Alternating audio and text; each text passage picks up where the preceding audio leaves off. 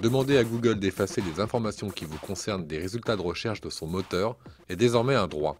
Mais en pratique, disparaître des écrans radars de Google n'est ni simple, ni total.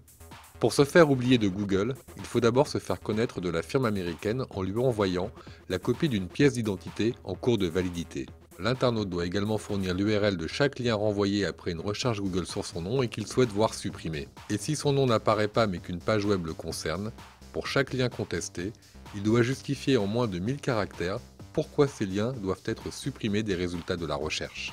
Après validation de la demande de l'internaute, les résultats litigieux sont retirés de toutes les versions européennes du moteur de recherche. Mais ils apparaîtront toujours sur les versions non européennes de Google. Le géant de Mountain View est le seul juge de la légitimité des demandes. En cas de doute, Google précise sur son formulaire qu'il peut transférer la demande de l'internaute à l'équivalent de la CNIL dans chaque pays européen. Mais rien n'empêchera Google de continuer à référencer les adresses contestées, surtout s'il les juge posséder une valeur scientifique, historique ou statistique, ou tout simplement si l'internaute est une personnalité connue. Quel délai pour la suppression des données personnelles? Les meilleurs, assure Google, sans autre précision.